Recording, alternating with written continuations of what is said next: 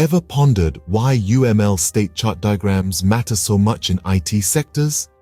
Welcome to the intriguing world of UML state chart diagrams, a tool that is as practical as it is fascinating.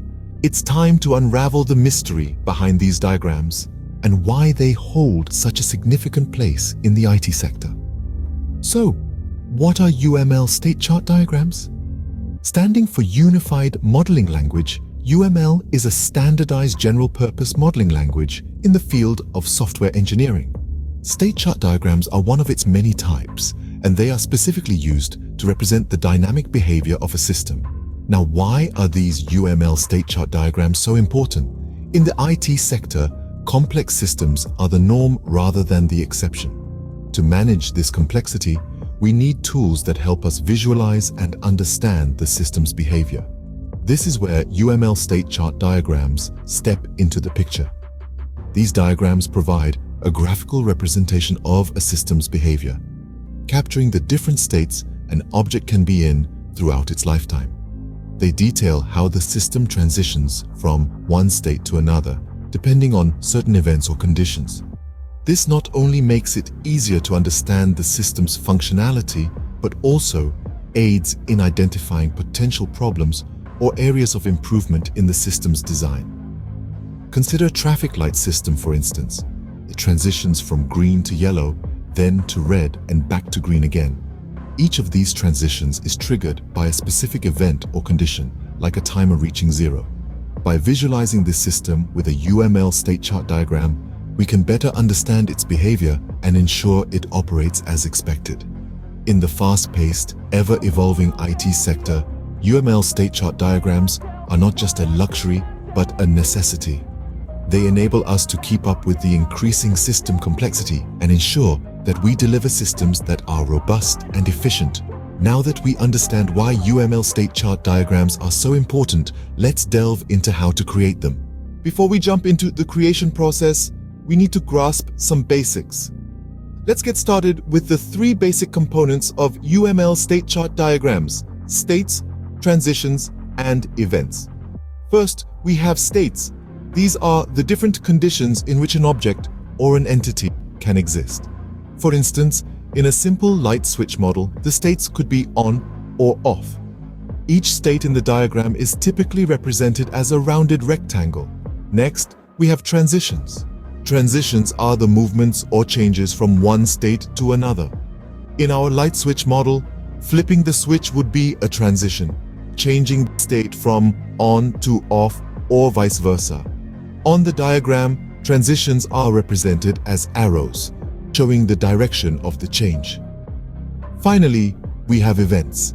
Events are the triggers that cause a transition to occur from one state to another.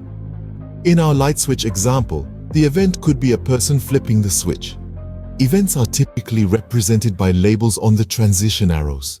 Each of these components plays a crucial role in the overall diagram. States represent the various conditions an object can exist in at any given point. Transitions show how the object moves from one state to another, and events are the triggers that initiate these transitions. It's important to note that in more complex diagrams there can be multiple states, transitions, and events. For instance, a mobile phone could have states like idle, ringing, on call, and transitions could be triggered by events like incoming call, call answered, call ended. Understanding these basic components and their interplay is the cornerstone of creating accurate and useful UML state chart diagrams. It's like knowing your alphabets before you start forming words and sentences. With these basics in mind, we can now proceed to the creation of our UML state chart diagram. Excited to create your first UML state chart diagram? Here's how to do it. Our journey into the world of UML state chart diagrams begins by identifying the states. States represent the different conditions that an object can be in. For instance, if we're creating a state chart for a traffic light, the states would be red, yellow, and green.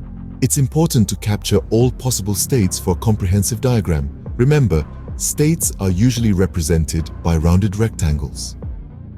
The next step is to define the transitions. Transitions are the paths that lead from one state to another. In our traffic light example, a transition could be the shift from the red state to the green state. These transitions are represented by arrows pointing from one state to the other, and each arrow is labeled with the event or condition that triggers the transition. Now let's talk about events. Events are the triggers that cause a transition from one state to another. These could be time-based, like after a certain number of seconds, or action-based, such as a button press. Each event is labeled on the transition arrow in the diagram. In our traffic light example, an event could be the passage of a certain amount of time, causing the light to change from red to green. Now that we've covered the basics, here are some tips and best practices to keep in mind. Firstly, keep your diagrams simple and concise. Too many states and transitions can make your diagram confusing and hard to follow. If you find your diagram becoming too complex, consider breaking it down into multiple smaller diagrams. Secondly, ensure that your states and transitions are accurately labeled. Clear and precise labels will make your diagram easier to understand and more useful to others. Thirdly, make sure to include all possible states and transitions. Missing out on any can lead to an incomplete or inaccurate representation of the system you're modeling. Fourthly, use standard UML notation to ensure your diagrams are understood universally. This includes using rounded rectangles for states, arrows for transitions, and labeling events on the transitions. Finally, remember to review and revise your diagrams as necessary. As your understanding of the system evolves, so should your diagrams.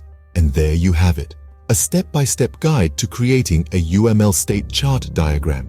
Remember, practice makes perfect, so don't worry if your first few attempts aren't perfect. Keep refining your skills, and soon you'll be creating these diagrams like a pro. Congratulations! Now you can create a UML State Chart Diagram on your own. Even the best of us can make mistakes. Let's see how to avoid common ones. Creating UML State Chart Diagrams is an art that requires precision and attention to detail. However, sometimes, even the most careful of us can make mistakes. Let's delve into some of these common errors and discuss how to avoid them. One common mistake we often see is the misuse of states and transitions. Remember, states represent the condition of an object at a particular time, and transitions represent the change from one state to another. Misusing these can lead to a confusing and ineffective diagram. To avoid this, always clearly define your states and transitions before beginning your diagram. Next, many of us tend to overlook the importance of naming conventions. We often use generic or ambiguous names for states and transitions, making it difficult to understand the diagram.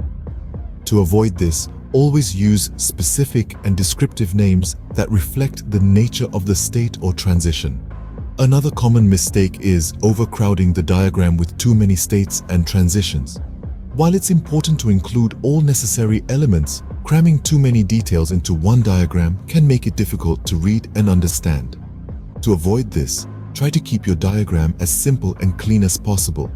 Break down complex systems into smaller, more manageable parts, and create separate diagrams for each part if necessary. Additionally, some of us tend to forget to validate our diagrams. It's crucial to ensure that our diagrams accurately represent the system we are modeling. To avoid errors, always validate your diagrams with stakeholders or domain experts. Lastly, many of us make the mistake of not updating our diagrams as the system evolves. Remember, UML State Chart. Diagrams should be dynamic and reflect the current state of the system. To avoid outdated diagrams, make it a habit to review and update your diagrams regularly. Remember, practice makes perfect, so keep creating diagrams to master the art. No matter how many mistakes you make, don't get discouraged. With practice and attention to these common pitfalls, you'll be creating effective and accurate UML State Chart Diagrams in no time. It's been a journey, hasn't it? Let's take a moment to recap. We've dived into the fascinating world of UML State Chart Diagrams, exploring their importance in simplifying complex systems. We've dissected the basics, understanding the integral components that make up these diagrams, from states to transitions, events to actions. We then walk through the creation process step by step, demystifying each stage to give you a clear blueprint for your own diagrams. Remember, it's all about capturing the behavior of an object, charting its potential states, and identifying the events that trigger transitions. Finally, we touched on common mistakes that can trip up even the most seasoned practitioners. But don't worry, we've got you covered with tips and tricks to steer clear of these pitfalls.